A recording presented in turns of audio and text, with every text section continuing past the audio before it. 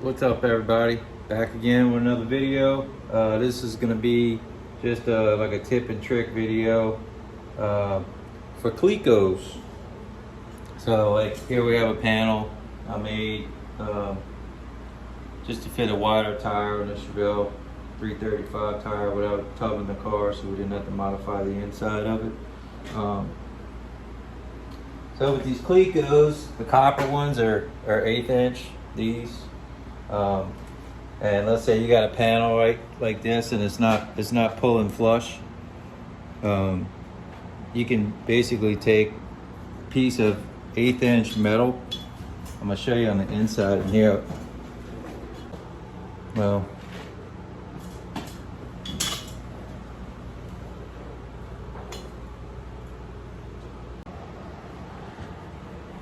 you can take and put a Cleco on the outside even after you did your final cut where your gap is. I'm gonna show you on the inside here. If I can get the phone in here. And you can see I usually have a couple of pieces like this.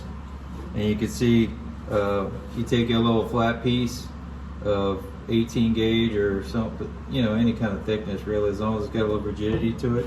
And you can put that Cleco through there and it'll hold the panel, you know, like for moving in and out, so it's not in and out like this.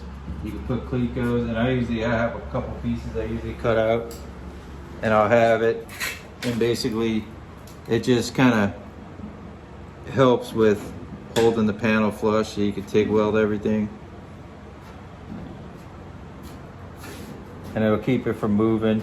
Because sometimes, I mean, you can use magnets for certain stuff. This one's still got a little bit of a spring to it, just from, you know, welding and it kind of moving a little bit.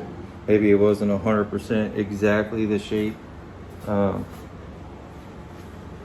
I think some of it was from shrinking, because I made these out of two pieces, this inner piece and this outer piece. So you get a little bit of shrinkage and it'll kind of draw it back like that. So you know, they got different Clecos too. I mean, you can get these kind that hold like a vice grip clamp, but they don't have as much spring pressure, so they're not going to damage the metal. So I really don't like to use vice grips. Even the mock-up stuff, it's a bad idea. I mean, unless you plan on just, you know, loading the whole car up with body filler and you don't care about dents in the metal, then go for it. But I'm trying to reduce the amount of body filler by doing this way. And the Clecos too, that's why I don't use screws.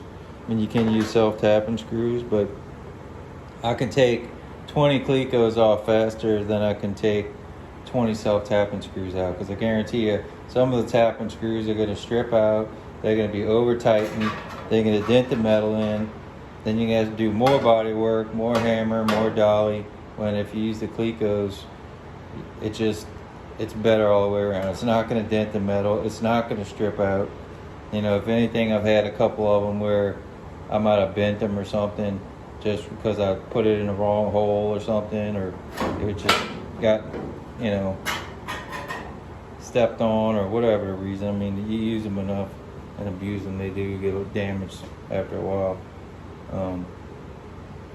But, you know, this is the easiest way, I believe. This is how I do it anyway. I'm sure there's other ways people do these things.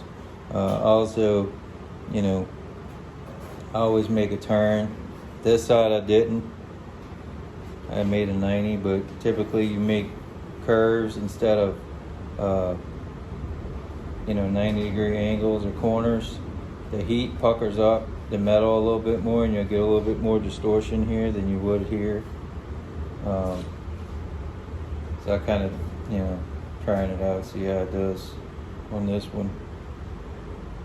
With some TIG welding too, I usually MIG everything, so when trying to go the TIG route, it takes a little longer, but I can hammer out the, it just makes a nicer transition for both of the panels. It helps reduce the body work as well. It just makes it for a nice overall, you know, welding. So you can see, and I'm not the best at the TIG welding, but melt them in, get your seams nice, you know. I did a lot more of a fusion weld because I kept the gap tight. So it helps with that. You know, you don't have to add too much filler rod. You just melt things together and